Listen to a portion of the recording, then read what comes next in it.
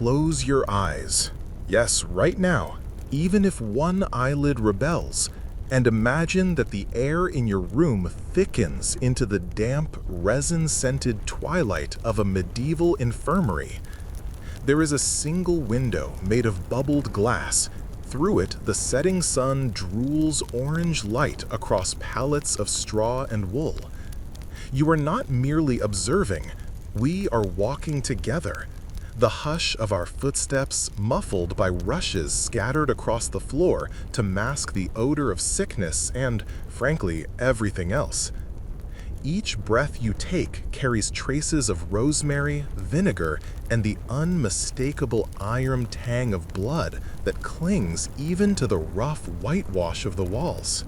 Right beside you, a cough blooms out of someone's lungs, wet, rattling, a percussion against ribs that feel too thin to hold such sound. The cough does not surprise the healer bending over him. She is a woman in her 60s, face netted by decades of worry and candle smoke. She barely pauses as the patient raises a trembling hand in apology. She has heard that rattle before, hundreds of times, and she has never yet heard it once antibiotics could silence. Those lie centuries in the future. For now, the remedy is a syrup made of licorice root, mulled wine, and a prayer to Saint Blaise, patron of throats. She spoons it past the man's cracked lips, and hope, thin as a spider strand, stretches between them. If you have not done so already, gently tap the subscribe button like a bell to summon more sleepy journeys just like this. Then let your exhale lengthen.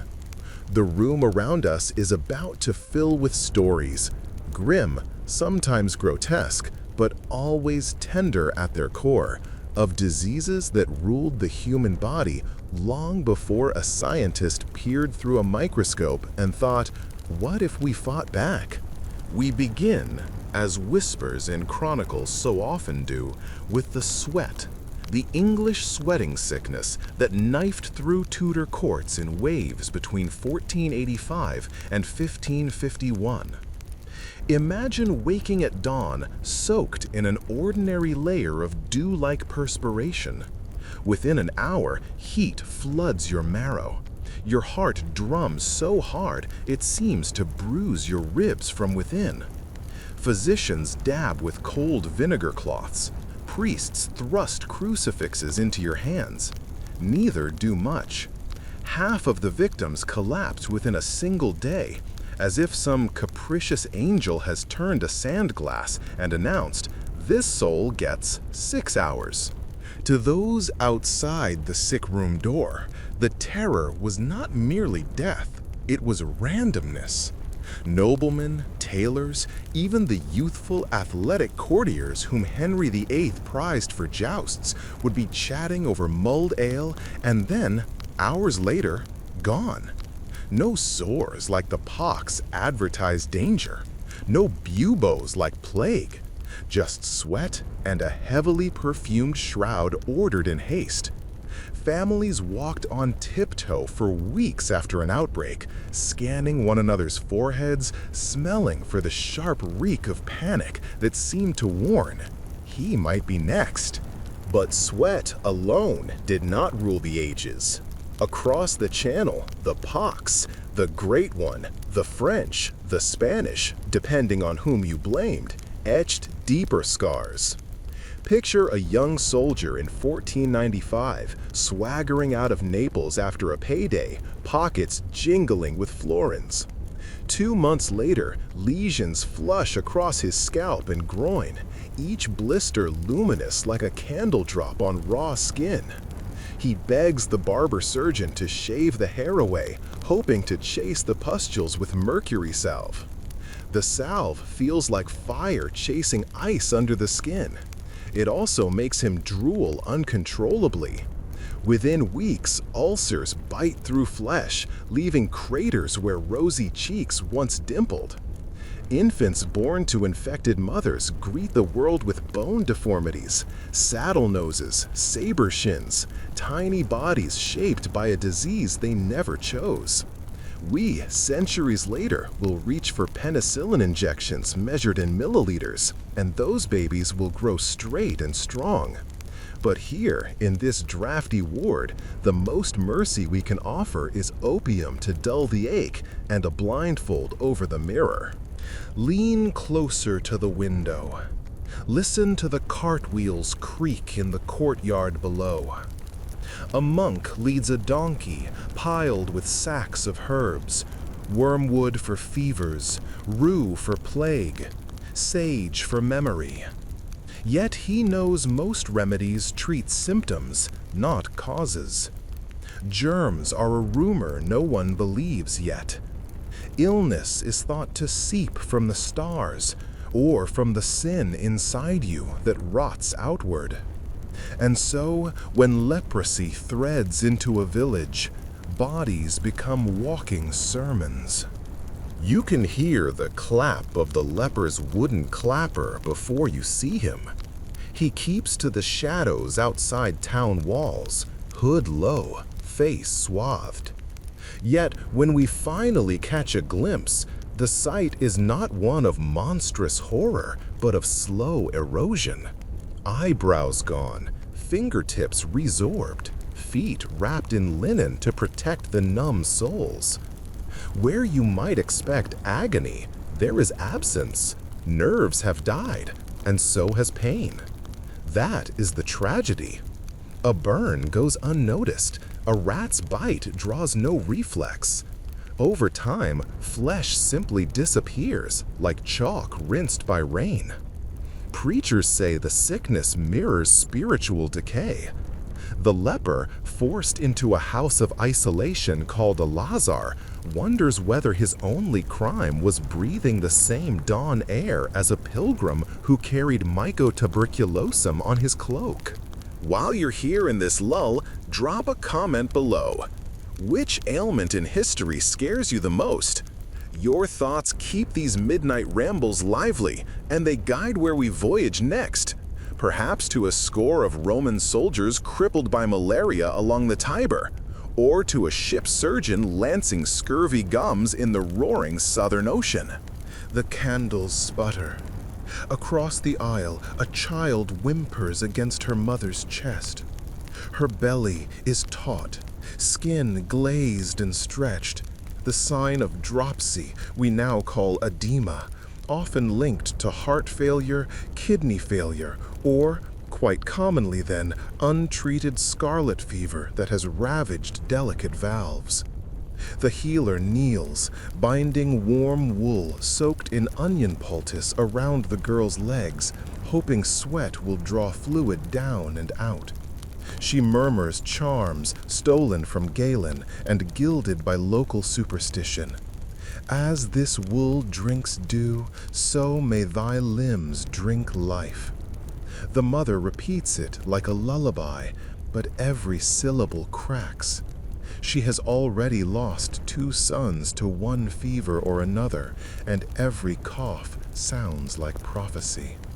We sidestep, giving them space, and almost collide with a plague doctor entering. No, not with the bird-beaked mask of later centuries, but a simpler figure dressed in leather apron and gloves. It is 1349 in his mind, always 1349, year 2 of the Black Death. He carries a pomander ball packed with labdanum, rose petals, and a fearsome dose of camphor. The scent floods the hall, assaulting noses so that no one can smell the sweet rotting stench of ruptured buboes. He examines a new patient whose neck glands rise like plums under the skin. Lance and cauterize, he orders. A hot iron, brought straight from the brazier, sears the incision. Pus hisses. Somewhere outside, church bells toll an oratio mortis, a prayer for the dying, so often that the notes bleed into background like birdsong. In nights like these, sleep itself is medicine. People sip poppy seed milk, steeped an hour until it clouds like moonlit river water. They whisper to one another that if they can only drift off before the fever climbs, the illness may pass them by, as though death is a door-to-door tax collector easily fooled by closed shutters. When morning comes, survival feels like miracle. When it doesn't, priests chalk crosses on the lintels and move on. And so the wheel turns. A quick pause. Stretch your fingers, maybe wiggle your toes under the blanket. And if this gentle descent into antiquity's aches has eased your mind, hit the like button so the algorithm knows others might rest easier too. Let us finish tonight's watch with consumption, tuberculosis, which poets will one day romanticize as the beautiful fade, pale cheeks, bright fever eyes, slow artistic languor. They will not mention how lungs drown in their own blood, how every exhalation can launch invisible bullets to anyone within arm's reach. Nor will they see the disinfected gowns and UV lights that future hospitals employ. For now, a consumptive patient wraps a red scarf over her mouth, not for warmth, but to hide the stains. She keeps a little notebook of her poems under the pillow and taps her foot to a rhythm only she can hear, perhaps the last dance she will ever attend. The healer instructs her to sit near the pine forest on mornings when mists roll off the hills. Mountain air, he insists, can heal what city vapors spoil. She believes him because belief is easier than despair, and because the air up there truly does smell like hope, at least for a while. Somewhere in our modern timeline, a lab will crystallize streptomycin. An orange pill called rifampin will follow. Whole wards will empty in months. But that symphony of rescue is far away. In the hush of this ward, only the slow scratch of quills, doctors recording yet another night's casualties, punctuates the silence. Feel your own lungs now, gentle and loyal, rising like small tides. Let the tragedies behind us subside into a distant hum, the way a storm drifts beyond the hills after midnight. If your eyelids grow heavier, that is history doing its odd, merciful work, reminding us that suffering passed, and so can the fretful thoughts galloping across your mind. Settle a little deeper, as though the mattress beneath you were a meadow of late summer hay, and notice how the hush in our candlelit infirmary is never quite absolute. A brass pestle chimes against a mortar near the hearth, where an apprentice apothecary pounds dried foxglove leaves to dust. Somewhere farther off, hooves clatter over cobbles, a courier galloping to announce yet another parish quarantined by order of the bailiff. And above all these sounds hovers a faint, rhythmic drone. Human breath inches from fever, each inhale and exhale resembling the weary swell of a tide. Tonight we step beyond the sweating sickness and the pox, beyond consumption and leprosy, into pestilences that stalked skin, blood, and brain alike, diseases so merciless that centuries later their very names still shiver in folklore. You and I will examine them not from a scholar's remote parapet, but shoulder to shoulder with the patients who endured them. Farmers, nuns, beggars, queens. So draw the blanket a notch higher, soften the brightness on your screen, and if you haven't yet, touch that subscribe button like a monk ringing Compline.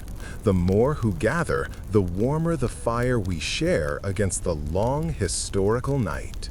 A rustle at the ward's entrance turns every head. An ox cart creaks inside, bringing 2 sailors from the river port. Their lips are violet, fingertips blackened, eyes wide with the glaze of ergotism. That insidious poisoning born of rye bread hijacked by a fungus called Claviceps purpurea. Picture it. A single hot, rainy June has spoiled the harvest. Rather than starve, villagers grind dusky, purplish kernels into dough. Weeks later, hallucinatory fits ripple through households. One sailor swears beetles tunnel through his skin. Another sobs that saints are lifting flames to his feet. In some outbreaks, flesh on hands and feet shrivels, turning brittle as driftwood. Holy fire, contemplaries whisper, believing Saint Anthony both afflicts and heals the cursed. Monks at specialized hospitals near the Rhone press wine and sacred relics to the sores. In truth, the only cure is bread made from clean grain next season, if you survive to plant it. Across the infirmary, we pass behind a linen screen to meet a woman bent backward in an arch so taut her scalp nearly touches her heels. Jaw clenched, eyelids fluttering, she embodies tetanus, dubbed lockjaw, summoned when soil-steeped bacteria find a wound's welcome. Without muscle relaxants or modern ventilators, a medieval physicus wields but a handful of tools: valerian, opium, warm baths, and prayer litanies that ask Saint Apollonia to unlock the teeth. Some physicians thread iron spikes beneath the nails, believing counterpain might trick the body into releasing its spasm. The screams echo across town, traveling faster than any bell toll. It is said whole villages learned to distinguish between plague cries and tetanus cries by timbre alone. A moment to breathe. Let the shoulders settle, because rougher seas lie ahead. Tap that like button if the hush of history is easing your own pulse. It coaxes the algorithm to ferry more weary voyagers here, where painful knowledge can still soothe. Now tilt your gaze toward a cluster of children huddled under patchwork quilts. Their chins shine with drool, necks swollen like barrels. Diphtheria has seeded a false membrane down each throat, gray, leathery, suffocating. Caregivers prepare a reed-thick quill, ready to pierce the windpipe if breathing fails. They will cauterize the incision with wool soaked in boiling pitch, then bind a strip of soft leather around it, praying the membrane does not creep farther into the lungs. Sometimes an elder sister volunteers to suck the throat clean with a hollow goose bone, spitting wads of membrane onto straw. She risks infection herself, but the vow of kinship is fierce. Centuries later, we will isolate diphtheria antitoxin. For now, salvation depends on speed, courage, and the steadiness of a single hand. Before we drift onward, share in the comments which makeshift remedy so far strikes you as bravest, or perhaps most desperate.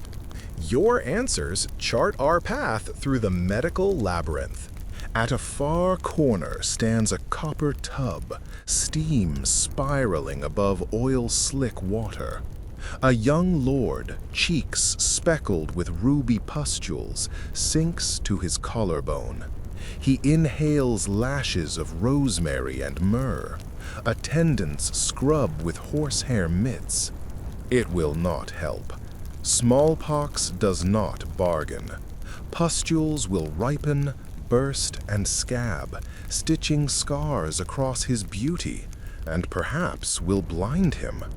The only intervention available, a crude form of inoculation called variolation, requires drying scab dust, nicking a healthy child's skin, and rubbing the powder inside. Some survive and achieve lifelong immunity. Others ignite full-blown infection. Parents weigh one terror against another, as though choosing which edge of the same blade to grasp. Not until Lady Mary Wortley Montagu imports Ottoman variolation methods, and later Edward Jenner deploys cowpox vaccine, will smallpox lose its absolute dominion. If your eyelids grow drowsy, allow them. History will keep speaking, even as you hover between waking and dreaming. Its cadence is older than lullabies. Just when the ward seems full to the rafters with misery, a frantic pounding rattles the door. A shepherd and two parish guards drag in a youth whose lips froth pink. Furrows on his forearms mark the site of a wolf bite 2 fortnights past. By church law, the animal's carcass hangs in the square to ward off evil, but it is too late. Rabies grips the lad. He convulses at the sight of water, hydrophobia, and begs for chains so he cannot bite his mother. Medieval texts propose tethering victims over a pit of water to draw out the madness.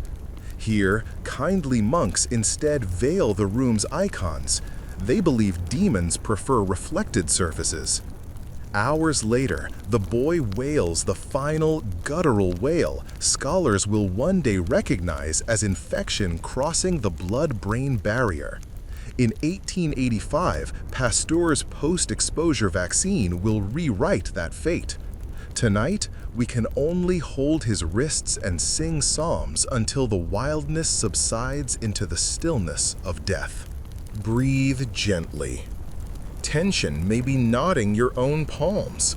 Shake them loose like leaves in wind. You might wonder, did anyone attempt preventative health? Indeed, though each measure stands now somewhere between scientific embryo and superstition's cocoon. Apothecaries steep willow bark tea, unaware of salicylic acid lurking inside. Midwives burn juniper to cleanse air, fumigating rooms with mild antimicrobial smoke. And physicians, inheritors of Galen and Avicenna, prescribe bloodletting for nearly every illness. Imagine lying supine while a razor opens the median cubital vein, warm scarlet arcs into a pewter bowl. You believe the imbalanced humors, a storm of phlegm, choler, and black bile, will quiet once excess blood flees. For plague victims, the practice often accelerates decline, but cultural inertia is mighty. Only when William Harvey maps the circulatory loop will Europe question whether draining life might inadvertently hasten death. A quick reminder: if these inky corridors of medicine intrigue you, save the video so slumber will always find its path back here. The labyrinth waits patiently for your return. Our final bedside tonight belongs to a pilgrim slumped beneath a pilgrim's scallop shell badge. Her joints balloon, and a trace of white crust rims her lips, scrofula, or the king's evil, a tubercular infection of lymph nodes. Across England and France, monarchs claim divine power to cure it by touch. Queue lines stretch for miles. Silver coins stamped with royal profiles dangle from necks as talismans of hope. Some swellings do subside, likely those caused by less virulent bacteria, but many rupture, weep, and scar. Still, faith persists longer than lesions, because in a world without antibiotics, believing that Majesty's fingertips channel heaven is more bearable than believing nothing at all. The candles have guttered into faint red coals. A draught from the arrow-slit window stirs them, and sparks skid across the hearthstone like fireflies. Here the infirmary deepen into snores, muted sobs, whispered litanies. Disease has done its worst for today. Dawn will tally the survivors and the lost. Ease your own breath now, counting 4 heartbeats in, 6 out. Let the tales you absorbed sink beneath thought, the way sediment settles at river bottom, leaving the surface clear. We will reconvene soon. Next time, to watch battle surgeons hack through gangrene with iron knives, and to track the strange odysseys of parasites that rode across empires on fleas, lice, and tap-rooted rumors. If your curiosity still flickers, leave a comment with the ailment or remedy you yearn to explore. And when you're ready to descend further into history's pharmacopoeia of misery and resilience, simply whisper, "Continue." Until then, rest easy. The war dims, the quills still, and the worst diseases retreat into the realm of dreams, where, mercifully, even they must loosen their grip. A hush like powdered snow falls over the makeshift field hospital, though the summer night beyond is still shrill with crickets. Lanterns swing from lances rammed point down in a ring, their flames turning every bandage the color of molten honey. You arrive barefoot across trampled rye, toes tingling with dew, the air thick with iron and camphor. No one acknowledges rank here. Knight and scullion lie shoulder to shoulder on straw pallets, united by the incandescent ache of wounds that may yet fester into horrors you and I have only begun to comprehend. Lean closer, feel the heat rolling off bodies, because tonight we leave the closed infirmary behind and stand among surgeons who keep time not by bells, but by heartbeats, each thud announcing whether flesh will live or surrender to rot. Should you value journeys like this, touch that subscribe bell the way a monk palms a relic, delicately but with purpose, so you'll be summoned when the next tale unfolds. And if the gory details make your pulse race, whisper a comment below. Confession is, after all, a balm the algorithm loves as much as any scribe. The clang that opens the drama is not steel on steel, but steel on bone. A bone saw biting through a thigh thick as oak. Gangrene is the executioner, its stench unmistakable, sweet, buttery, nauseating. A surgeon in a leather apron braces the limb against his hip. With no chloroform, no ether, speed is anesthesia. His saw strokes in frantic harmony with an assistant's tourniquet twist. 8 strokes, 9, then the wet crack as marrow yields. The stump is plunged into scalding pitch to cauterize vessels, a hiss so sharp it seems to slice the night. If maggots have already settled, no one removes them. Paradoxically, they cleanse the wound, eating only dead tissue. Yet, should Clostridium perfringens, the gas gangrene germ, take hold, muscle bubbles like beer, skin crepitates, and the surgeon may have to amputate again, higher, until the disease runs out of body to devour. A rivulet of blood snakes towards your boot. You step aside and nearly collide with a boy no older than 13. Sweat polishes his cheeks. He clutches a ceramic mortar filled with crushed henbane and wine. The draught will lull the patient's screams into mumbles, though too much may push him across the thin frontier between sleep and eternal quiet. Dosing is guesswork. Surgeons mark lines inside their own drinking horns as crude measures. More than one orderly has awoken to find half the camp silent, not healed, merely overdosed. Farther down the line, A man with a punctured abdomen curls like a shrimp. Surgeons fear opening bellies. Once bowel contents meet air, peritonitis will bloom. They smear the wound with warmed goose fat, sprinkle powdered myrrh, and stitch the skin only loosely, hoping drainage will forestall infection. When fever strikes anyway, cheeks ember bright, pulse fluttering, they turn to the universal purge, bloodletting. A pewter bowl waits by his elbow, dark crust from previous patients lining its rim. They nick the median vein, crimson arcs, steam rising in the lantern glow. Bloodletting, they believe, coaxes noxious humors outward, restoring equilibrium. Yet with every ounce lost, his strength dribbles too, and the malady, indifferent, advances. Pause. Breathe in through the nose, out through the parted lips.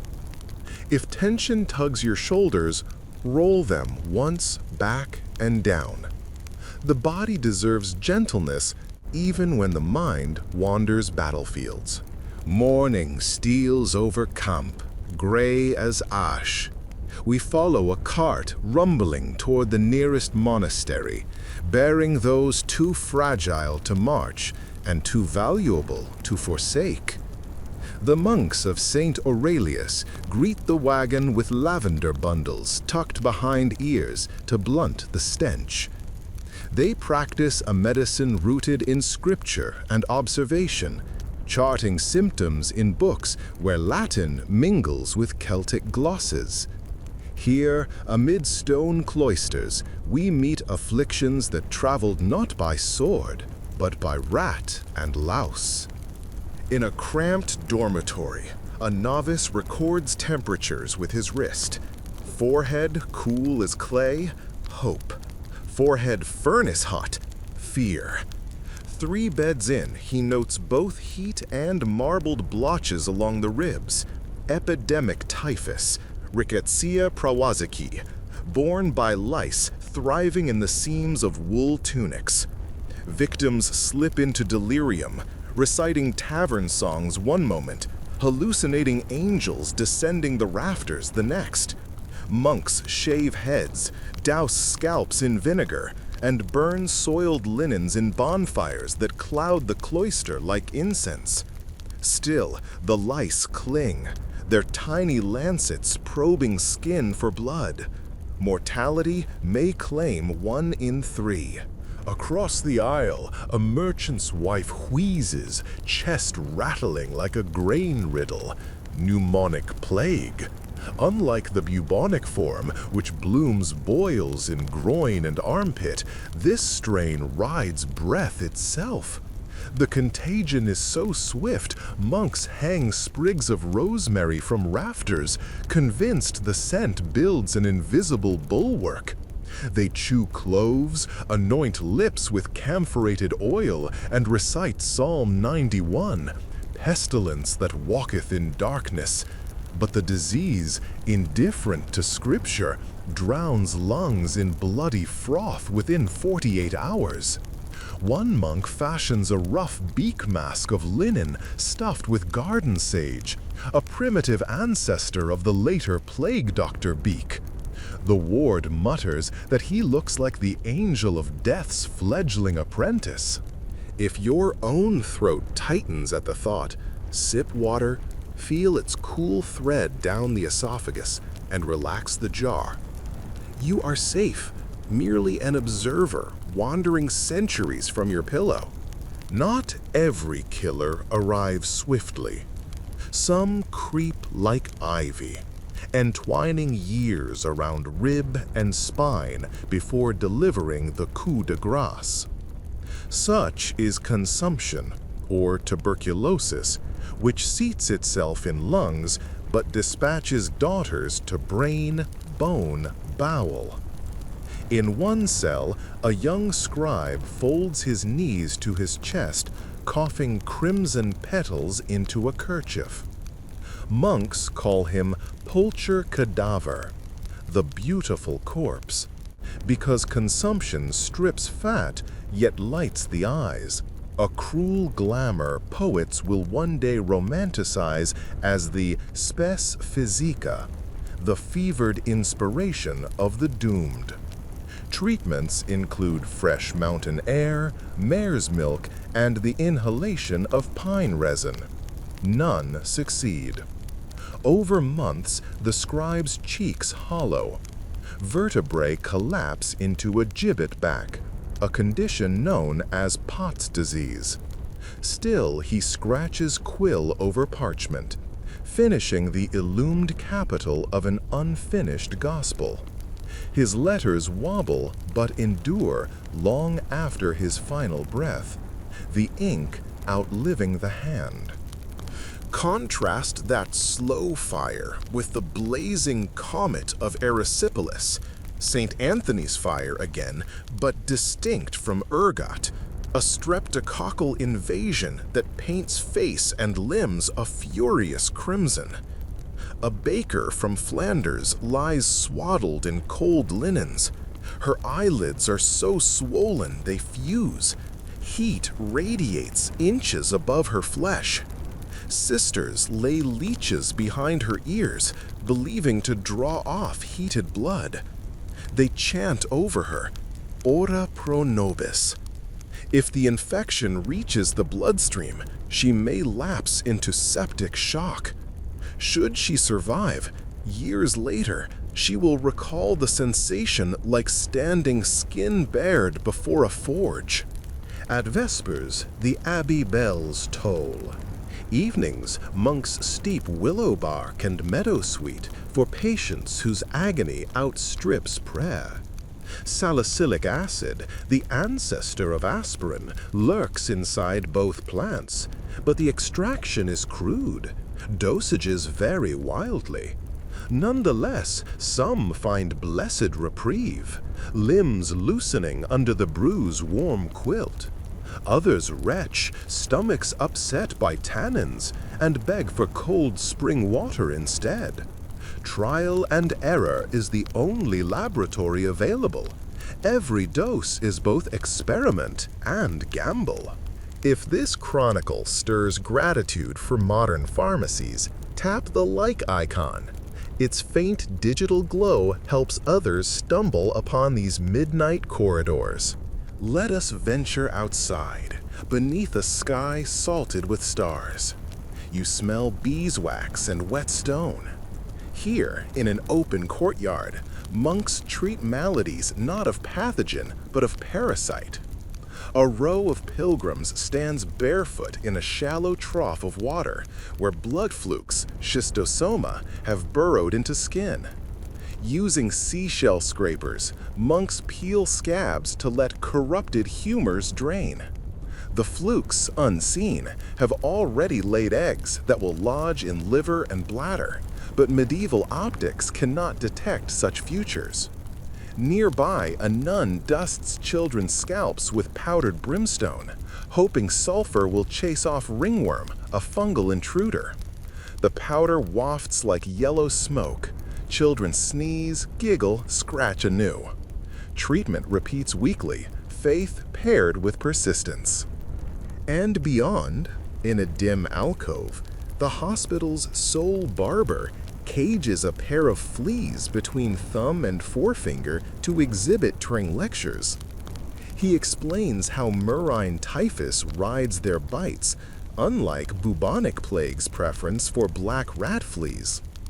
His audience, apprentice physicians drawn from wealthy families, jot notes on vellum scraps. Knowledge accumulates like candle drips, slow, uneven, precious. Now, pause. Close your eyes, listen to the chorus. Frogs from the moat, a distant crofter's lullaby, the intermittent moans behind us. Let it flow through the ribcage and suspend there as though the heart were a small lantern and these sounds its fuel. Midnight. A bell rings thrice. The gate opens to riders escorting a woman swaddled head to toe. She is 8 months pregnant and burning with puerperal fever. childbed fever, that scourge of maternity before hand-washing became sacrament. Even esteemed physicians roam ward to ward, autopsy to delivery, bare-handed. Streptococci hitchhike beneath fingernails. Monks have prepared a broth of garlic, wine, and boiled nettle to purge inner corruption. They shave her pubis, wash her with vinegar, and utter new Venus. If the placenta has retained fragments, they attempt manual extraction, unknowingly driving bacteria deeper. By dawn, her pulse threads thin. If she dies, the newborn may famish or be nursed by goats, a practice both practical and perilous when goat milk harbors brucellosis. Behind her comes a court jester, yes, still in motley though colors are dulled by road dust. He suffers syphilis, a chancre florid on lip, hair patchy as a moth-eaten cloak. Treatments? Fumigation with mercury vapor, a night in the stove, and mercurial ointments massaged into skin until saliva drips uncontrollably, a sign, physicians claim, that the poison of the pox is melting away. In reality, mercury simply layers toxicity upon spirochete torment.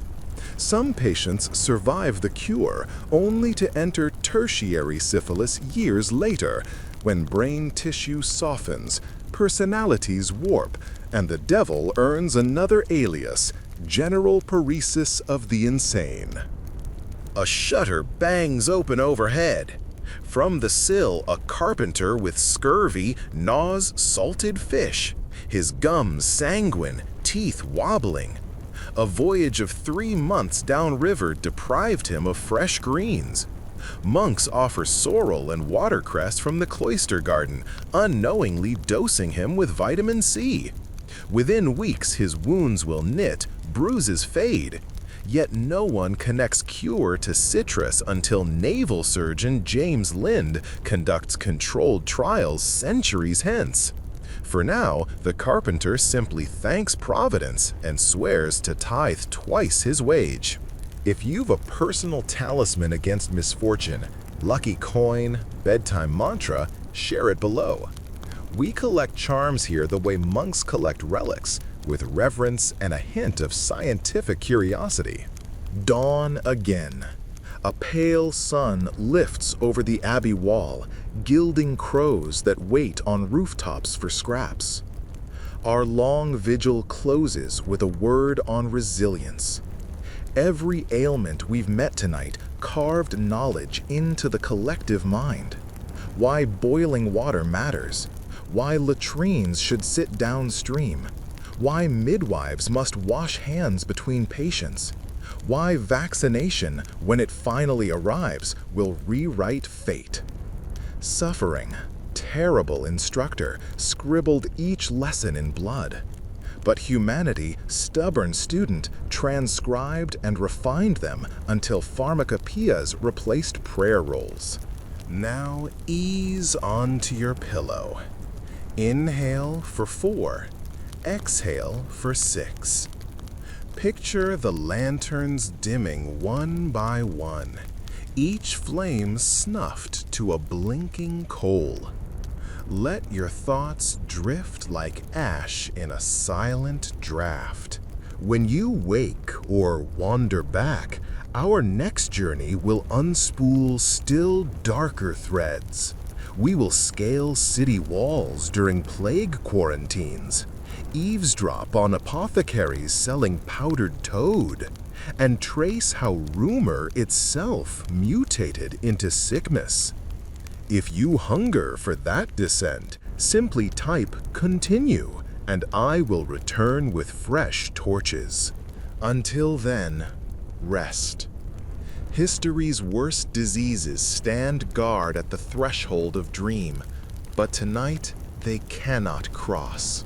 A single torch flickers in the lee of the city gate, painting your shadow taller than the battlements themselves. You tighten your cloak against the damp spring air and step over the lime-washed line officials scraped across the cobbles the night quarantine began. On one side, market stalls, bakers' ovens, the perfume of fennel sausage. On the other, silence, boarded windows, and the low moan of a watch bell that tolls not the hour, but the number of new corpses hauled to St. Lazarus's pit before sunrise. Tonight, we cross that forbidden threshold, because the diseases that ruled Europe before antibiotics did not respect boundaries chalked by fearful magistrates. And neither, dear midnight traveler, will our curiosity. If you find adrenaline prickling beneath your pajamas, tether it by tapping subscribe like a nervous citizen tying a prayer ribbon to the gate. And when some detail makes the hairs on your arms lift, speak it in the comments. Your words become lanterns for the next wanderer. The guards' pikes lean unmanned. Even soldiers fear the plague ward. We slip through the postern and follow a thread of gutter water that glimmers silver under the moon. The alley yawns, rank with rot and wood smoke. On the lintels loom painted crosses, vermilion X's warning, "Hic pestis, plague within." Yet in the courtyard beyond, life festers defiantly. Women boil linens in iron vats, faces muffled by greased wool. Men haul barrels of vinegar to sluice the cobbles. A priest waves cedar smoke like a censer, convinced sweet fumes cage contagion. You inhale, taste acid and balsam, and cough. By a kennel wall, a physician in crowbeak mask negotiates with a gravedigger. The doctor's lenses glint. Inside the leather snout, herbs molder. Lavender, mint, rose petals, all thought to filter poisoned air. The gravedigger offers him a burlap sack, rat carcasses knotted at the neck for dissection. Fear has birthed an economy of vermin. The physician bargains 6 silver groschen and a dram of powdered dried toad, a remedy rumored to draw out swelling. Powdered toad, he explains, is blistering. Applied to a bubo, it forms a new sore, giving the body a second mouth through which the plague might exit. Superstition, yes, but when death's shadow grows, any crack of light becomes lighthouse. We duck into a wine shop converted to a lazaretto. Casks serve as pillows.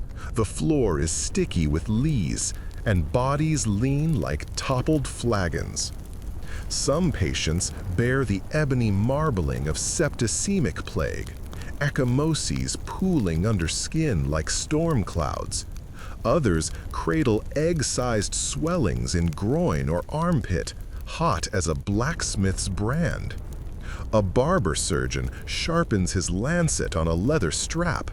He will slice the buboes wide, flush the cavity with rancid butter and mustard seed paste. Beside him, a cooper's daughter holds a posy of rue to her nose, reciting credo in unum deum between shallow breaths.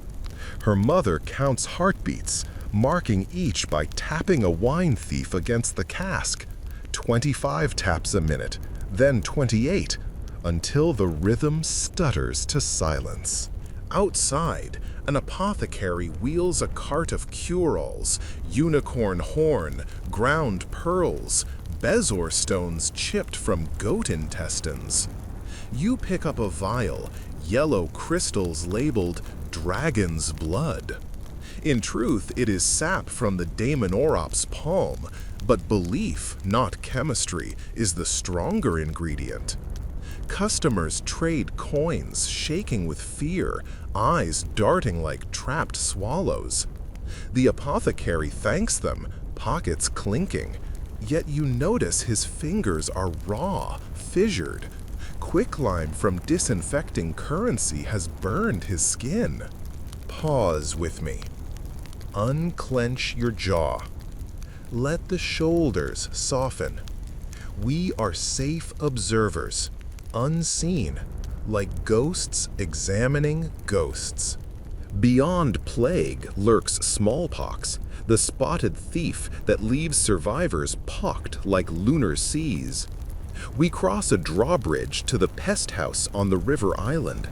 The warden, a matron with leather gloves, kneels by a cot where a stable boy shivers. His face is a budding orchard of pustules, macules rising to papules, papules filling to pearls of viscous straw. Nurses dab them with goose fat to prevent tearing, for ruptured scabs write permanent constellations. The odor, fermented oats and iron. In one corner, a physician experiments with variolation, scraping pus from a mild case into the nose of an uninfected volunteer. Success confers immunity. Failure summons fever, hemorrhage, death. Statistics, unknown yet to him, run roughly 1 in 50 fatal.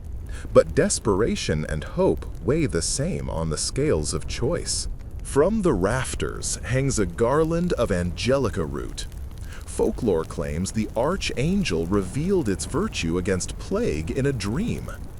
Patients chew its fibrous threads. Whether antiviral compounds lurk within is immaterial tonight. The ritual itself steadies the spirit. And resilience, we will see, is medicine too. Toward dawn, a midwife arrives, cradling a newborn splotched with angry red lumps. Smallpox in neonates? The warden sighs. She orders the infant swaddled in crimson cloth, believing the color draws heat away. It does nothing, but the mother, seeing the babe wrapped like a royal gift, weeps with gratitude rather than despair, an outcome the warden values as highly as any tincture. If any moment here nudges you to gratitude for vaccines resting in refrigerators worldwide, press the like button. Think of it as lighting a candle for everyone who never had the chance. When the plague winds abate, other scourges rouse. We trek south to the port city of Ragusa, modern Dubrovnik, cradle of the first formal quarantine, from Italian 40 giorni, 40 days. At the lazaretto outside the walls, sailors disembark, dragging baskets of pepper, ambergris, and silk. They must wait 40 days before entering the city. Authorities hope time will reveal hidden fevers. Quarantined travelers amuse themselves carving graffiti into the limestone. Ships, mermaids, crude verses. One seaman etches a skeleton dancing with an hourglass, captioned Omnia Tempus Devorat. Time devours all. History will prove him right. Inside a timber hall, a Venetian merchant fans himself. Mediterranean spring, yet his breath fogs. Malaria, bad air is suspected. He swallowed powdered cinchona bark purchased from Moorish traders who called it the fever tree. Quinine laces that bark, though he knows only that bitterness sometimes quells chills. The dose is uneven. His sweat smells of old pennies. A monk records his progress, noting rigors at the 3rd hour and a lull at the 7th, trying to discern the tertian versus quartan pattern that might align with humoral theories of imbalance. Meanwhile, at the waterline, dockhands haul barrels of vinegar to wash ship holes. They scrape barnacles harboring bilge rats, but overlook mosquito hatcheries and stagnant puddles between stones. Disease, cunning, hides in what eyes glaze over. We climb the city wall for respite. Below, Catapults lob lime powder onto refuse piles, a civic attempt at deodorizing. Above, starlings swirl, drawing invisible whirls that mimic bacterial colonies under a lens yet to be invented. You exhale. Let your thoughts mimic those birds. Rise, wheel, settle nowhere. Another carriage rumbles in, this one cloaked in secrecy. Its passenger, a contessa, rumored to suffer leprosy, Hansen's disease, though some whisper it is merely psoriasis too severe for courtly eyes. She is whisked to a leprosarium beyond vineyards. There, patients ring little bells to signal approach. The chime is at once warning and plea. The Contessa's first lesson, humility. A friar greets each inmate with a kiss upon the cheek, defying contagion to honor dignity. He treats lesions with chalmogra oil, sticky, pungent. Modern hindsight tells us its fatty acids slow Mycobacterium leprae replication. The friar only observes that some knots in skin soften after months, while others never yield. In the chapel, stained glass saints glow ember bright over pale congregants. One hymn rises, voices fragile yet sweet, proof that while bacteria scar flesh, they cannot muzzle song. The Contessa's veil quivers. Perhaps she wonders whether exile here is curse or harsh mercy. Outside, rumors thicken faster than infection. Townsfolk blame leprosy on carnal sin, on eating hot foods, on bathing too seldom or too often in river water demons haunt.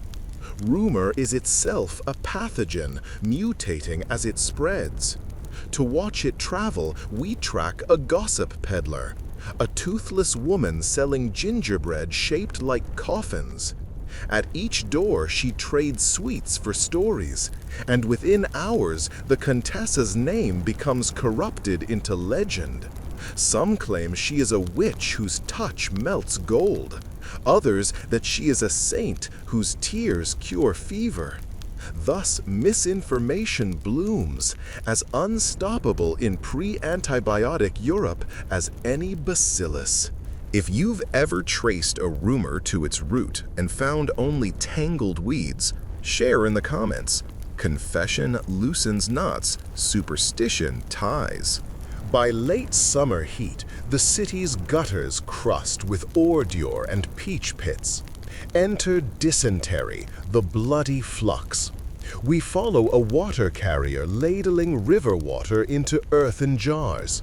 He boasts that he adds a copper coin to each jug. Copper, he swears, keeps the worms away. Whether by oligodynamic effect or luck, some households served by his root suffer fewer deaths. At the infirmary, patients recline over wooden commodes, bodies drained as wineskins. The remedy, blackberry cordial thickened with chalk dust to firm stools, opium suck sticks to numb cramps. Physicians debate whether the illness travels in water or air. One posits invisible animalcules swimming the current. His colleagues scoff.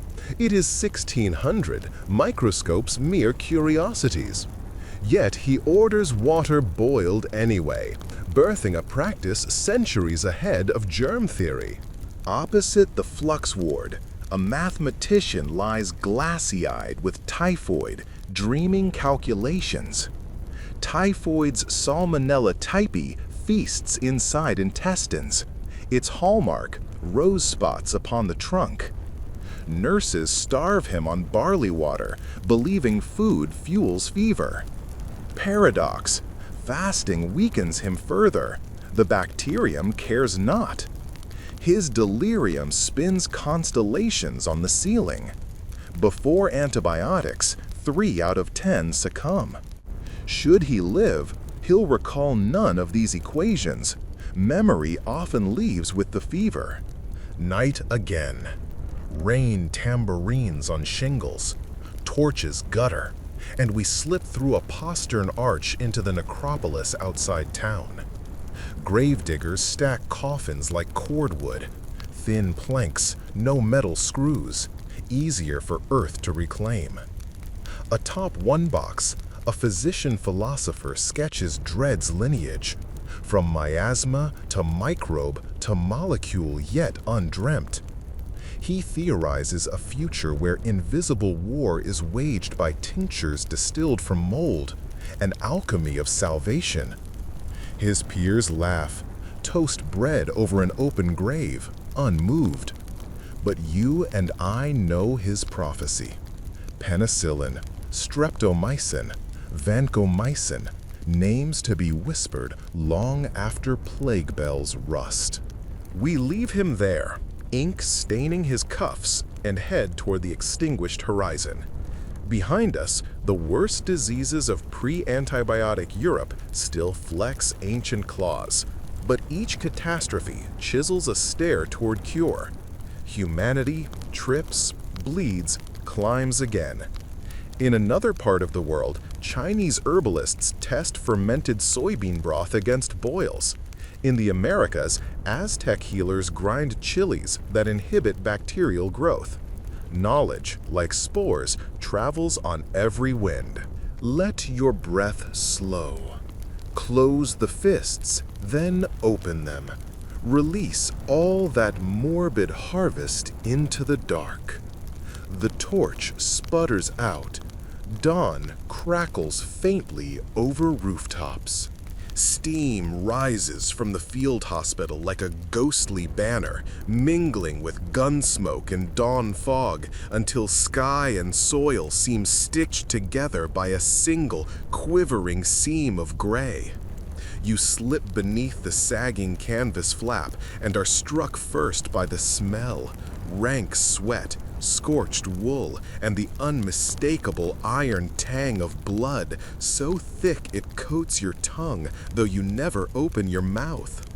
Surgeons move here like frantic marionettes, sleeves rolled, aprons stiff with crimson starch, iron saws clacking against wooden tables, as if an army of old clocks has been disassembled and rebuilt into instruments of mercy. A boy no older than 15 grips the edge of a trestle while a medic saws at the splintered remains of his tibia. Each turn of the blade is met with a new verse of his prayer, syllables pulped by clacking teeth. You flinch, and that's all right. Keep watching. History does not avert her gaze, and neither must we. If the story thus far has held you, friend, tether yourself to it by tapping subscribe. Think of it as laying another plank on the bridge that carries us over this river of anguish to the safer ground of understanding. And if any image sparks a memory or a question, stow it in the comments like a surgeon tucking a note into his casebook. Others who roam these midnight halls will thank you. The Battlefield Clinic is an unplanned university of suffering, but each shriek teaches. The surgeons, some seasoned veterans, some pressed from barber shops only weeks ago, argue in hoarse whispers over the virtues of wine versus boiled water for washing blades. One cites a French pamphlet claiming heated instruments turn back corruption. Another refuses, sure that hot metal will draw more humors to the stump. Neither has heard of Joseph Lister, who in another century will mist carbolic acid over similar tables and silence the specter of sepsis. For now, they pour brandy over steel, swig the remainder, and pull another soldier beneath the lantern. You notice one assistant wiping hands in a basin of vinegar and rosemary. He read somewhere that rosemary invites divine breath, and that vinegar closes invisible mouths in flesh. His method achieves modest success. Perhaps the acetic acid kills a scattering of bacteria. Perhaps his quiet prayer steadies his fingers so ligatures are tied cleaner. In a corner, a Scottish surgeon boils flax thread, the faint dawn of sterility, then scalds it again after each case. Others call him obsessive, but you watch casualty lists and wonder whether obsession is simply wisdom ahead of schedule. Throughout the tent, bowls of spiderweb poultice wait to be dabbed on stumps. Apothecaries fetched webs from cellar rafters at dawn. Mixed with honey and spirit, they form a sticky compress. Folk medicine sings their praises for staunching blood, and scientists yet unborn will confirm that raw silk hosts antibacterial enzymes. Even error may hold a seed of truth, one day to sprout under the lens of a microscope. Outside, the war is less a chess match than a contagious fever leaping trench to trench. Dysentery, which we glimpsed last night, thrives in latrine pits. But in these ranks, something new prowls, gangrene that travels faster than a galloping horse. Surgeons call it hospital rot, and for good reason. Men limp in hale enough to joke and collapse hours later blackened from hip to heel. The culprit, Clostridium perfringens, relishes crushed flesh and mud-packed wounds. Lacking oxygen, it blooms invisible petals of destruction. The only cure, radical amputation high above the line of blotched skin. We follow stretcher bearers toward the picket line where they scour grass for bodies still breathing. One soldier tries to stand, slips, reveals a bayonet wound seeping bubbles. Gas escaping tissue like foul champagne. A bearer slashes his trouser to release the hiss, then sprinkles a bright yellow powder, burnt alum and charcoal, standard escharotic paste, to cauterize from within. Whether it works is a gamble. You will learn that nothing short of blade or miracle arrests this gangrene.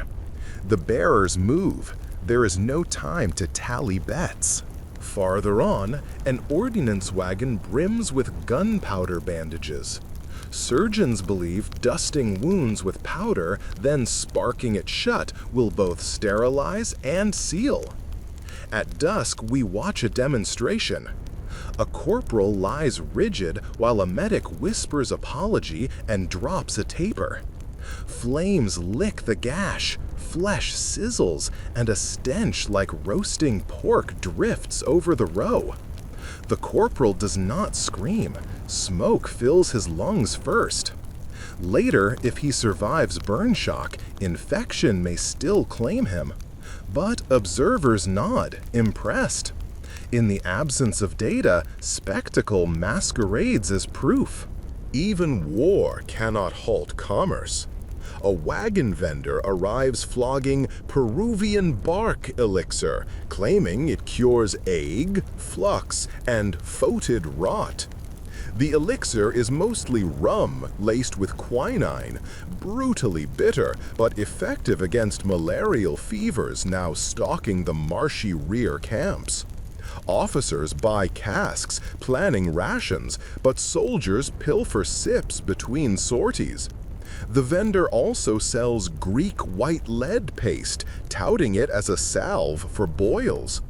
Unbeknownst to him, lead will merely poison tissue, yet the paste earns coin because its chalky mask hides ugliness. Out of sight, out of mind, until kidneys fail. You note another merchant hawking mummy powder ground from imported Egyptian cadavers.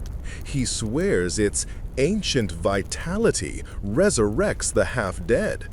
Some surgeons mix it into poultices, others snort at the cost. Across the yard, a grinning orderly lances an abscess with a penknife, sprinkles mummy dust, and ties a rag. 3 days later, the patient indeed rallies. Likely coincidence, but the orderly becomes a convert, preaching his new faith to the infirm. Belief multiplies faster than proof. Are we so different now, chasing miracle cures across midnight feeds?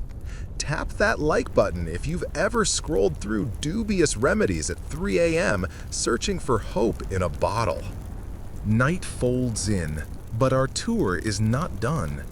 We leave the bivouac and travel to a seaside fortress converted to a typhus ward. Lice scurry the seams of every mattress.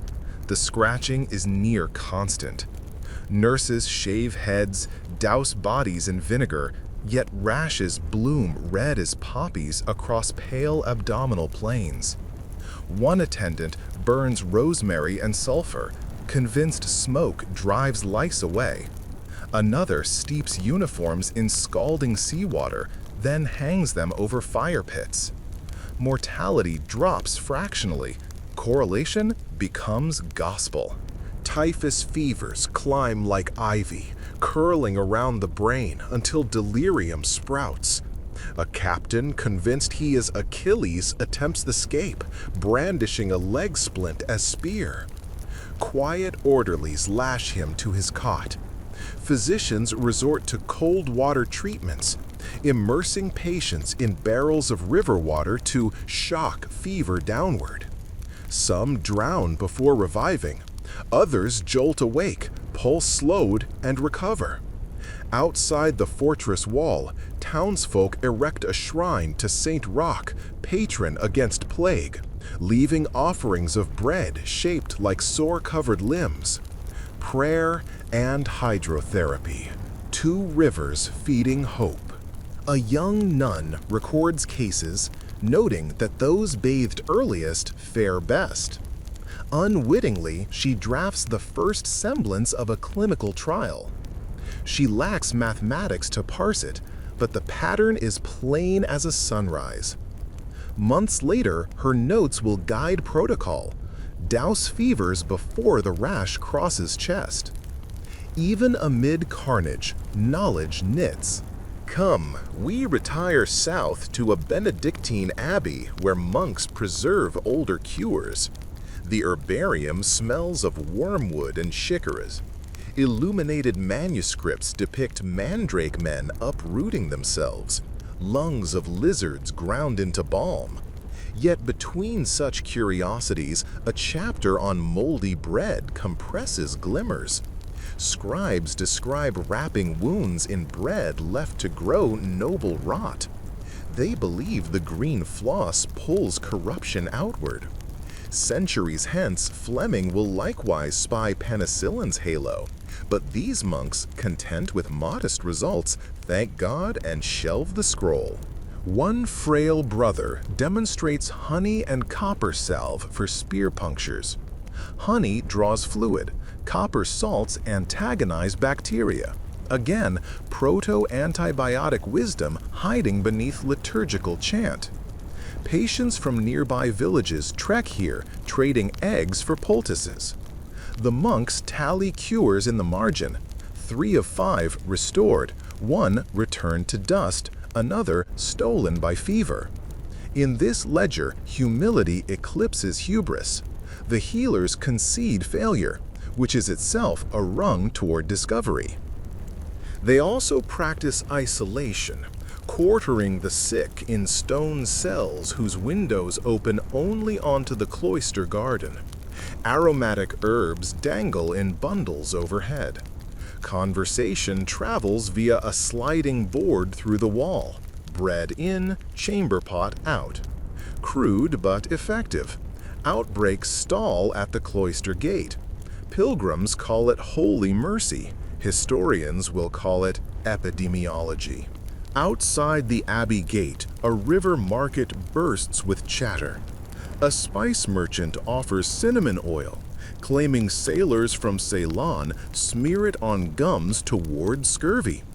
Indeed, cinnamon possesses trace antimicrobial properties, though vitamin C is the true guardian. Further down, a Romani healer sells garlic wine tonic. Garlic smashed into sour wine left 3 days under moonlight.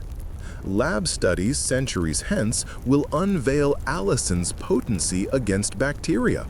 For now, Drinkers report easier breathing, fewer boils. Again the pattern. Nature whispers cures. Humanity must learn the dialect. You sip a sample. The tang jolts your palate. The healer grins, gold tooth flashing, and advises reciting 7 psalms while drinking for balance. Ritual multiplies remedy, mind and body dual contagion in tandem. If this duel ever helped you, if a placebo eased pain, share below. Honesty is a balm none can counterfeit.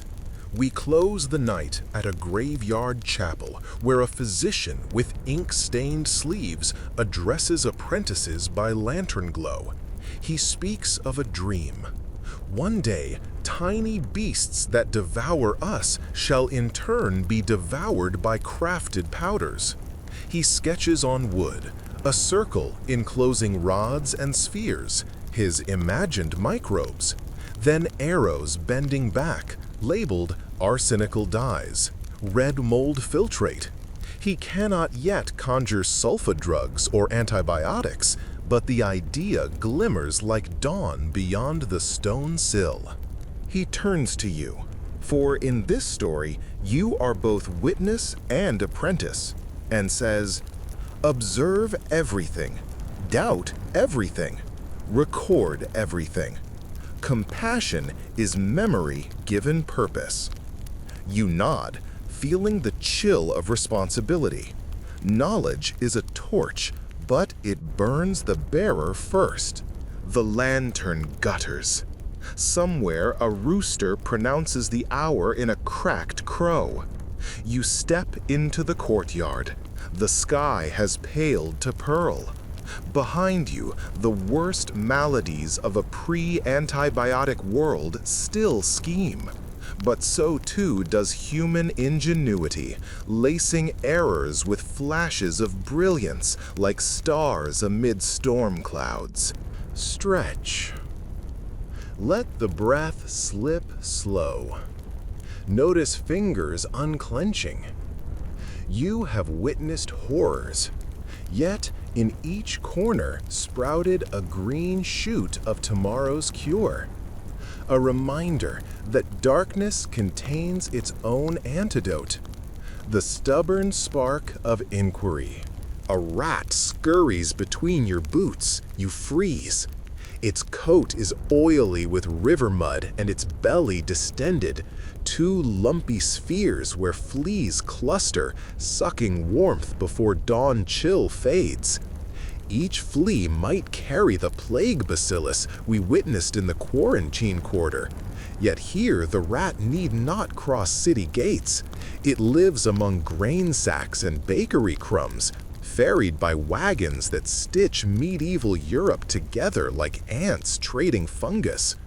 Ragusa, Bruges, London, plague caravans know them all, and human commerce oils the axles. We follow the rat along a gutter toward the exchange row, where bankers tally ledgers by candle despite the hour. Why so early? Because rumor says a Portuguese ship moored last night bearing casks of pepper and whispers of an outbreak in Lisbon. Merchants scramble to hedge cargo futures, but their frantic quills also fling droplets of spittle onto parchment, breeding grounds for Yersinia pestis that may have hopped ship in a flea's belly. Markets, like microbes, flourish in panic. Across the square, the Steelyard Guild hires rag pickers to burn old burlap sacks. Yet the piles smolder damp, exhaling a fog that mingles with morning haze. Children chase each other through it, coughing. Watch as one boy pauses near the fountain, scratches his armpit, then sips water ladled by a bucket boy who never rinses his pail. Plaque and cholera clasp hands. We glide south into the silk dyer's quarter, where vats of indigo steam like cauldrons in a witch's yard. Workers haul soaked skeins across their shoulders. Blue rivulets snake down wrists, hiding bruises from repetitive lashings of the shuttle. The foreman swears ale wards off faintness from dye fumes, so each break he pours tankards of lukewarm brew.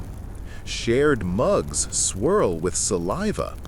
Enter tuberculosis, consumption, the white plague, whose bacteria drift in aerosol as workers laugh over bawdy jokes. The dyers are young, healthy, but they labor 12 hours in damp cellars. TB thrives in such lungs. A cough erupts, dry, hacking, persistent. A journeyman wipes crimson spatter from his palm onto a spindle, embarrassed. Moments later, he sings harmony to keep morale high. Each note seeds the air with invisible rods. 2 aprons down, an apprentice inhales. Incubation begins. 6 weeks, perhaps 6 years. TB is patient. Later, we'll meet him again, gaunt, cheeks hollow, eyes blazing with the fever's strange luminescence. Beside the dye house sits a tumble-down cleric's hospice. Nuns there brew fresh air tonic, pine resin boiled in milk. They lead consumptives to a rooftop garret where the mingled reek of city smoke and tar is deemed restorative. One sister hangs woven screens smothered in garlic sap, claiming it eats the pox of lungs. Modern labs will prove allicin modestly bacteriostatic, but dosage here is guesswork. Still, some patients rally, crediting prayer over garlic. In medicine, cause and comfort often share disguises. Ahead rises the public conduit, a marble fountain where servants queue with ewers. Water at dawn is clear, but by noon slurry laps at the stone lip. Horse droppings, tannery runoff, laundry suds. This is the cradle of cholera, though no one here has yet named the Blue Death. For now, they call it the mort de ventre, death of the belly. The mistake begins in the morning when a fishmonger's wife rinses eel entrails in the basin. Vibrio cholera flourish in brackish gut slime. By evening, 2 laundresses puke rice water vomit behind a wine shop. At midnight, one is dead, limbs curled like parchment in the hearth's last glow. Watch how the contagion travels when fear is absent. A cooper ladles water into his cart barrels, sells pints at the corn market. A baker kneads dough with the same water, trapping death in tomorrow's loaves. Parishioners carry jugs to the church font for baptisms. Within 48 hours, cholera hums beneath every doorstep, but the merchant district upstream fed by well water. During the next council meeting, patricians blame excess fruit in poor diets, prescribe cinnamon cordial.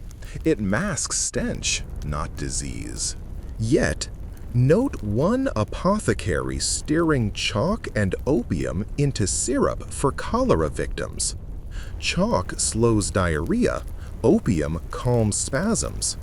Mortality on his street drops by 1/10. He pens notes, posts them on his door. It will take decades before city fathers read them. We turn into Red Lantern Row, but not for prurient reasons. Here resides syphilis, the Great Pox, a newcomer to Europe post-1495. Its spirochete slithers unseen, trading kisses and copper coins along with comfort. In a brothel attic, a madam instructs new girls. Keep a cloth soaked in vinegar and rosewater, lest French pustules sprout. The acid wash may slightly hinder treponemes, another accidental step toward prophylaxis. Below, patrons shrug at risk. A life of brutal labor shortens horizons to next payday, next embrace. Observe a soldier bragging of mercury rubs prescribed by a barber surgeon. Mercury ointment makes gums drool, tongue swell. The soldier dribbles words while boasting cure. In truth, lesions will fade, then return deeper, ravaging joints and mind. Across the hall, a scholar downs guaiac wood decoction shipped from the New World, stinks of resinous sweat. He writes that it moves the humors, but chancers fester beneath his collar. From an open window, a fiddler serenades. Music floats like dandelion seeds, oblivious. Disease does not hush art. Sometimes it sharpens it. When his fingers later numb from syphilitic neuropathy, he will shift to composing, pain driving innovation. If surviving hardship ever honed your craft, declare it below. Your tale may brace someone clinging to their own ragged edge. Mid-morning sun climbs, and heat stirs the tanner's district. A stew of urine vats, lime pits, and rotting hides. Here, anthrax germinates. Spores hitch rides on wool flecks, invade skin through nicks, bloom into coal-black escars. The tanner's wife shows us her forearm, a painless ulcer ringed by swelling like a ring of Saturn. She presses onion poultice, believing it draws demons. It may draw fluid, but spores burrow deeper. By nightfall, she will gasp, lungs drowning in edema. In 1877, the name Koch will brand anthrax as bacteria. Centuries earlier, shepherds merely call it wool sorter's sorrow. Down river, a fuller beats cloth with sodden paddles. He clamps a pipe stem between teeth to dull hunger. The stem once carved from mad apple root, containing scopolamine. He nods, half dreaming, while blisters rise on knuckles. Anthrax spores again. The cycle of labor, infection, denial grinds like the mill wheel. We pause at a narrow courtyard where beggars form a living tapestry of wounds, frostbitten stumps, running ulcers, glazed cataracts. The city's refuse flows into their bowls, stale bread, rumors, disease. Among them crouches a girl of 9 cradling an infant brother whose scalp blooms favus, ringworm of the scalp, fungus gnawing hair into yellow crusts. She dabs pig lard mixed with rock salt. The cure is folkloric, but sodium chloride indeed creates an inhospitable halo. Some patches retreat. Tomorrow, a physician will prescribe sulfur ointment. Centuries later, griseofulvin pills will banish the fungus altogether. Progress is a relay, each crude remedy passing torch forward. Beside them, an old man drips from the nose. He claims it is catarrh of old bones, but his tibia bulges under bandage, exuding honey-brown pus, osteomyelitis following an untreated cut. He swears by heated iron brands plunged into the wound to kill the worm. In reality, the brand sears flesh, yet heat may slow bacteria, buying a week's reprieve. His grandson fans him with fly whisks, inadvertently keeping maggots at bay. Maggots that, ironically, could debride the infection. Nature offers cures in forms men spurn. Late afternoon. Sunlight ricochets off leaded windows of the Alchemist's Guild. Inside, glass retorts bubble emerald vapors. A master alchemist demonstrates arsphenamine, a shimmering prototype he calls Compound 606, promising miracle against syphilis, decades before Ehrlich will perfect it. He injects a rabbit, records lesions shrinking. But humans? Trials fail. Toxicity claims more than it saves. Still, the Guild's motto hangs overhead. Nulla dies sine linea. Not a day without a line of progress. Even dead ends pave the boulevard to antibiotics. One apprentice, discouraged, pours unused tincture into the gutter. Downstream, copper vats from a coin minter leak bluish runoff. Where arsenic, copper, and tannin mingle, no algae grow. Bystanders note the water's clarity, call it blessed channel, drink sparingly. They do not realize industrial pollutants form a crude antimicrobial soup, temporary reprieve shadowed by slow poisoning. In medicine, as in alchemy, the dose fashions its own halo of good or evil. Dusk settles. Lanterns bloom along Herbalist's Bridge. Stalls heaped with saffron, juniper, gentian, and anise. Customers barter not only with coins, but with hopes. A midwife buys foxglove leaves to treat dropsy. Digitalis will one day be refined here. A sailor seeks wormwood cordial for stomach cramps. Unknown to him, artemisinin cousins nest in those leaves, future scourge of malaria. Each pouch exchanged tonight muffles a future fever, though its purchaser believes only in old wives' tales. Nearby, a philosopher-physician lectures street urchins on variolation, the smallpox prevention we witnessed earlier. He scoops dry scab dust into goose quills, pricks arms, linking risk to reward. Parents hover, torn between dread of the needle and specter of pox. One mother relents.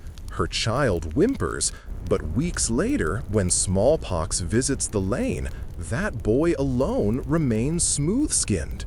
Whisper becomes wildfire. By month's end, half the quarter lines up for scratches. Dissemination of knowledge, like contagion, favors crowded quarters. Midnight now cloaks the city, but the final and perhaps oldest enemy stirs: rabies. We hear it first, a panicked bray from a mule outside the slaughterer's gate. A dog, foam-flecked, snaps at its fetlocks. A butcher drives the dog off with a cleaver, yet the animal vanishes into alley labyrinths. A bitten stable boy arrives at the barber surgeon's, panting, hydrophobic spasms beginning.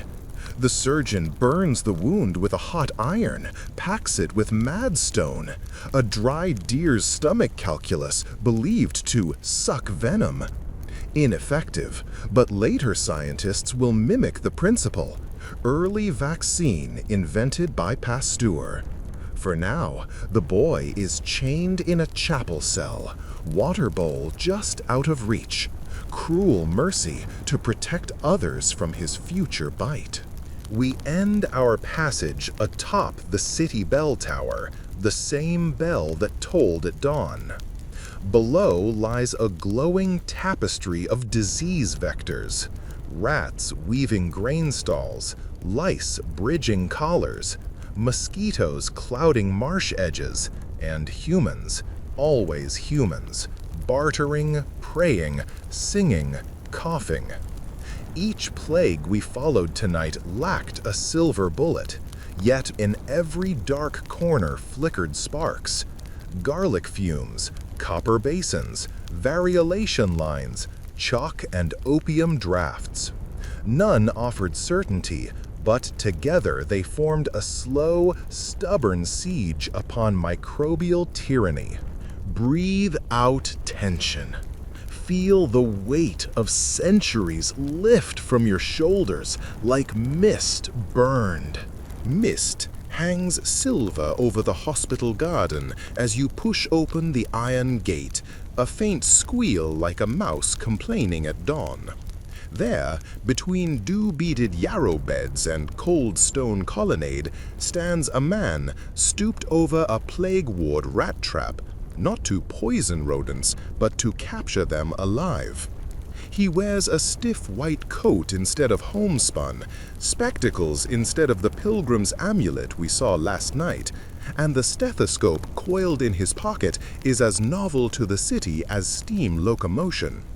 When he straightens, he greets you in clipped French-German accented English, the hybrid patois of the new, border-hopping laboratory age. His words drift like breath in the cool air. If we can persuade the bacillus to grow in glass, perhaps we can persuade it never again to grow in people. Before you follow him into the brick annex, be sure our lantern of learning never gutters. Tap subscribe and ring the bell tower icon so future vigils find you here. And if any image stirs your own family lore, grandmother's pen and ink vaccination scar, grandfather's battles with rheumatic fever, etch it in the comments. You too are a scribe on this long parchment of survival. Inside the annex, everything crackles with a new electricity of thought. Gas lamps hiss above marble benches. Glass slides gleam like tiny windows waiting for worlds to step through. At one station, a woman in starched cuffs massages a moldy cantaloupe rind into a porcelain mortar. Spores puff upward, white, powdery, as she murmurs to her assistant to, imagine this, harvest the fuzz. Less than 2 decades ago, respectable physicians would have deemed her mad. Now, she is a pharmaceutical alchemist, hunting the next drug.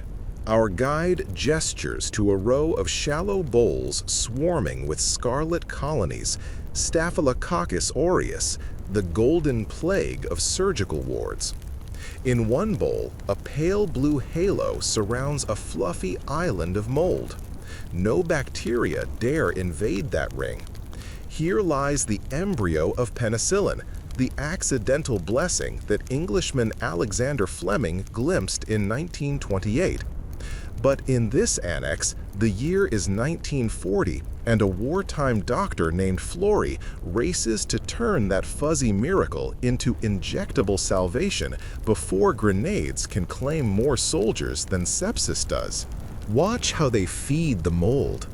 Cow whey thickened with corn-steeped liquor, stirred by wooden paddles. Watch how they strain the broth through muslin sieves. Extract, purify, cool. Every flask vibrates with possibility. No chant, no pilgrim badge, no garlic fumigation. Simply chemistry.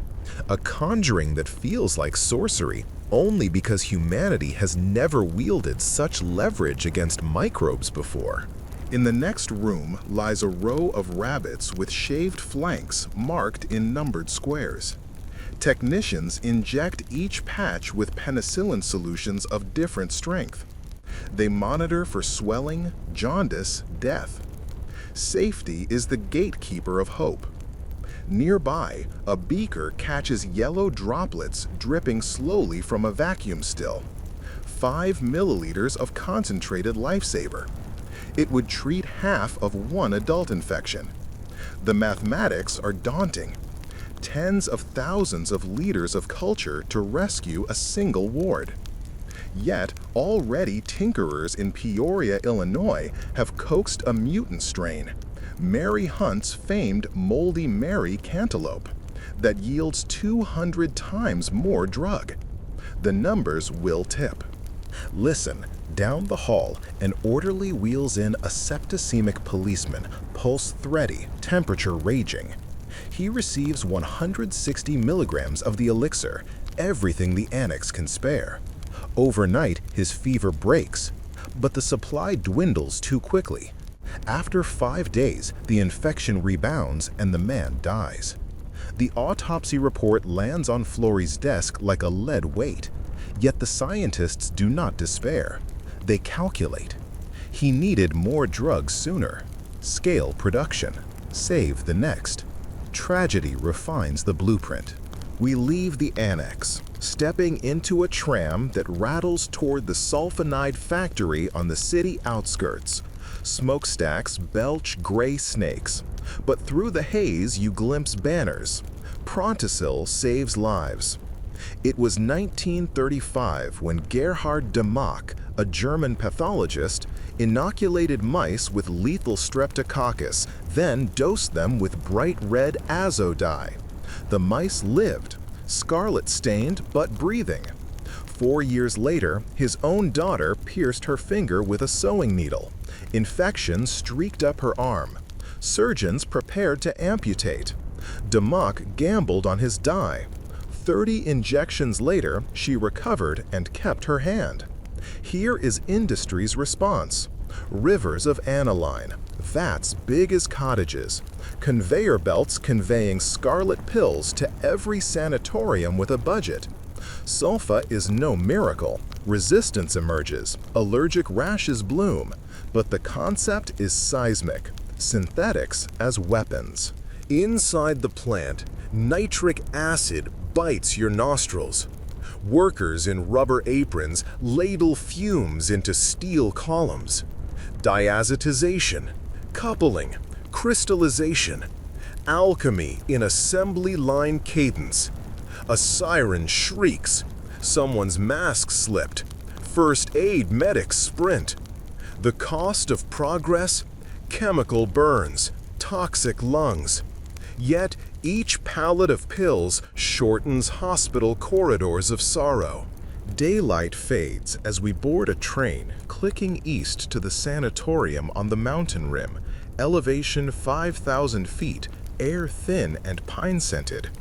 Here we will confront the white plague we tracked in the dye house, tuberculosis. In the 1880s, Koch named its culprit. In 1921, Calmette and Guerin offered BCG vaccine, but cure still eludes. Or did, until a soil sample from a New Jersey farm yielded streptomycin in 1943. Enter Selman Waksman, the Ukrainian-American microbiologist who believed earthworms' dirt might hide antibiotic gold. He and his graduate student Albert Schatz sifted 10,000 actinomycete cultures before number 49 produced a zone of death against TB bacilli. Like penicillin's halo, but this one targets the fortress cell wall of Mycobacterium. We climb polished oak stairs to an isolation ward where snowlight slants through mullioned windows. Patients lie in deck chairs, blankets to chins, staring at peaks rose-glowing under sunset. Doctors once preached heliotherapy, sun to scorch bacilli. Now they pin final hopes on streptomycin vials kept on ice. You watch a nurse push 1 gram intramuscularly into a woman whose cough rattles like dice in a wooden cup. Her eyes close, pain flares. The next days will decide. Within months, many here will rise from deck chairs and walk downhill unassisted, singing hymns of gratitude. Others will grow deaf, streptomycin's ototoxic sting, but living. Trade-offs have sharper edges in pioneer medicine. Night swallows the windows, and we descend to the sanatorium library where journals from every continent line cedar shelves. You trace fingertips over article titles: chloramphenicol and typhoid, tetracycline synthesis, cephalosporin C from Sardinian sewage outfall. The antibiotic family tree blooms wild, each branch sprung from soil, seawater, sewage, or imagination. Its leaves glitter with Greek roots: anti, against, bios, life. Yet even here, physicians whisper a new omen: resistance. They chronicle hospital outbreaks where penicillin fails, sulfa falters, strep throats roar back. A British agronomist writes that feeding antibiotics to pigs quickens weight gain but breeds untreatable dysentery. A Cassandra letter, few heed. Downstairs, a colleague slides a petri dish toward us. Golden staph colonies huddle close to a disc saturated in methicillin. Yet a single pinprick colony grows right up to the disc's edge, unfazed. MRSA is already rehearsing its lines.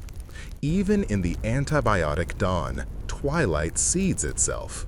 Let's steal away to a midnight ward in Tokyo 1947, where a toddler sweats under mosquito netting, tongue furred, eyes glassy from typhoid. Doctors here test a brand new weapon, chloramphenicol, isolated from Streptomyces venezuelae found in Caribbean soil. A few injections, body temperature plunges, child's appetite returns. But months later, another patient's bone marrow collapses, white cells vanish. Benefit versus risk becomes a calculus every clinician must solve anew for each face at their bedside. Meanwhile, across the Pacific, American obstetricians debate tetracycline. It cures postpartum infections, but stains infants' teeth if mothers take it late in pregnancy. Decisions ripple across generations. If you've ever juggled side effects against relief, antibiotic rash but sinus infection gone, drop a brief testament below. Our circle grows sturdy when we share. Dawn again. The world quickens. Trucks rumble, telegraphs click, and antibiotics flow down arteries of commerce. Gonorrhea bows before penicillin in 1958, only to rise in 1980 wearing plasmid armor. Cholera retreats under doxycycline, then mutates into V. cholerae O139, indifferent. The waltz continues. We stand now in a gleaming lecture hall of St. Mary's Teaching Hospital, 1960. A professor unveils the first semi-synthetic penicillins, ampicillin, cloxacillin, molds blueprint fused with chemist's pen. Applause erupts. Yet a lone student asks, if we outrun bacteria today, what of tomorrow? The professor's smile falters, but he answers, tomorrow we discover anew. Hope and hubris share a handshake. Behind the auditorium, pharmaceutical reps unpack glossy pamphlets. Some trumpet panaceas before trials finish. Prophets tug progress forward, and sometimes sideways. Overprescription sprouts like weeds. Microbes overhear the commotion, rewriting genomes accordingly. Step outside to the urban riverfront, 1977. Wastewater gleams rainbow where an upstream drug plant flushes residues. Subtherapeutic antibiotic cocktails steep fish, frogs, biofilms. In that low-grade crucible, resistance genes swish between species via plasmids, transposons, phages. This invisible marketplace hums night and day, minting tomorrow's superbugs. Environmental watchdogs author reports, lawmakers debate, effluent still pours. At the same riverbank clinic, physicians combat Legionnaire's disease with newly minted erythromycin, a triumph, while scribbling more scripts for trivial colds, an erosion. The era that began with scarcity now drowns in surplus. We fast forward to the ICU, 1993. Tubes, monitors, soft beeps. A middle-aged farmer lies intubated with septic shock stemming from a scratch on his calf acquired while birthing a calf. Cultures grow vancomycin-resistant enterococcus. Doctors pivot to linezolid, daptomycin, each more precious. They counsel the family. We're down to last lines. The farmer lives, but hospital bills dwarf a year's harvest. Medicine's arms race exacts ransom.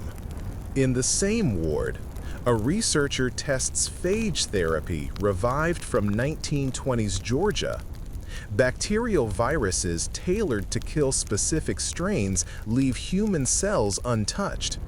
The patient, a college student with multi-drug-resistant Acinetobacter, improves after intravenous phage cocktail. Old ideas recycled. Innovation seldom linear. Twilight again.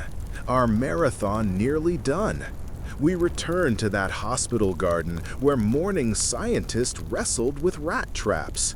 Only now, new traps sprout. Gene-editing CRISPR constructs that snip resistance cassettes. Probiotic sprays seeding wards with protective flora. AI algorithms predicting outbreaks. Stewardship programs rationing drugs like wartime bread. The scientist shows you a petri dish glowing under UV. Engineered bacteriophages tag MRSA with green fluorescence, allowing nurses to swab and spot carriers in minutes. Speed becomes as vital as discovery. Yet, he confesses, even with all this, victory is provisional. The goal is not annihilation. Nature spawns microbes faster than we invent bullets. But détente, equilibrium. Medicine must learn humility once more. Now lean on the parapet overlooking the sleeping city, a quilt of sodium lamps and ember rooftops. Recall our first nocturnal trek through plague alleys and dye-house coughs.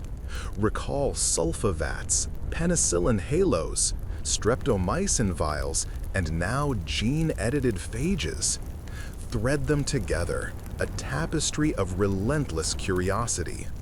Each generation inherits two legacies, disease and the unfinished library of responses, and adds its own margin notes. So, dear night traveler, keep your lantern trimmed. Question prescriptions. Honor vaccines. Champion sanitation. Respect microbes' ingenuity. Our story never truly ends. It only hands the pen forward. If tonight's watch fortified your faith in science or sharpened your caution, touch the like button, share the vigil with another sleepless soul, and archive your reflections below. Your voice completes the chorus. Epilogue.